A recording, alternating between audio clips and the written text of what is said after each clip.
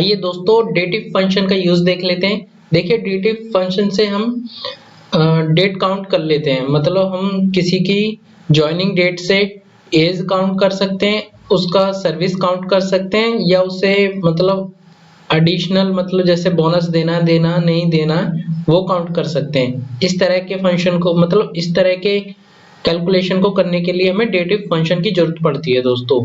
चलिए देखते हैं। देखिए दोस्तों यहाँ पर हमारे पास एक एम्प्लॉय टेबल है जिसमें हमारे पास एम्प्लॉय का नेम है, बर्थ डेट है और ज्वाइनिंग डेट है।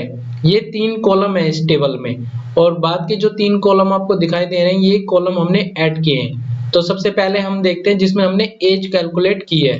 तो देखिए यहाँ पर एम्प्लॉय एज जो है ये इसका कॉलम का नेम दिया है हमने, और यहाँ पर डेटिव फंक्शन लगाया है। उसके बाद यहाँ पर एम्प्लॉय टेबल, और वहां से हमने क्या लिया है, कॉलम बर्थ डेट लिया है, कॉमा लगा के हमने टुडे लिया है, और उसके बाद हमने यहाँ पर ईयर में करा है। यहाँ पे मंथ में और डे में भी कर सकते हैं, अब हमने ईयर लिया है। और जब इसको रन करा तो देखिए दोस्तों इन्होंने हमारी जो डेट है वो हमें निकाल के दे दी है इस तरह से। अब देखिए हम सर्विस पीरियड कैसे निकालते हैं। तो सर्विस पीरियड पे मैंने जैसे क्लिक किया कॉलम पर, उसने हमारा सिंटैक्स दिखा दिया है दोस्तों। सर्विस पीरियड के लिए हमने यहाँ पर उसका नाम लिया और यहाँ पर डेटिव फंक्शन लगाया। देखिए यहाँ पे एम्प्लॉय टेबल से हमने ज्वाइनिंग डेट ली जब से उसने ज्वाइन करा, फिर यहाँ पर टुडे वाला लिया और यहाँ पे ईयर लिया, ईयर में काउंट करना चाह रहे हैं तो, और उसने हमें दे दिया निकाल कर हमारे कि किस बंदे की सर्विस कितने साल हो गई है करते करते। और अब देखिए दोस्तों इसी में ही हम अगर बोनस पे जाते हैं तो इसमें हम क्या करेंगे, इस फंक्शन में ही हमने यहाँ पर इफ लगाया है।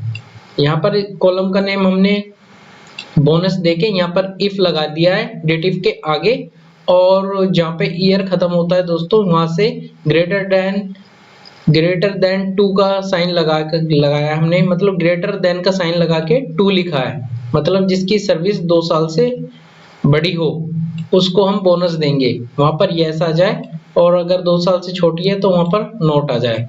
तो देखिए दोस्तों यहाँ पर क्या हुआ, यहाँ पर हमारे पास यस आ गया है। मतलब इस तरह से आप एक कंडीशन भी लगा सकते हैं इफ की, जिसमें आपको डेटिव के साथ कंडीशन इफ लगा के आप उसका ये भी देख सकते हैं कि आप उसको बोनस दे सकते हैं, मतलब वो बोनस के लिए एलिजिबल है या नॉट एलिजिबल है। ठीक है, इस तरह दोस्तों हम अपने डेटिव फंक्शन को यूज करते हैं। Okay, thank you.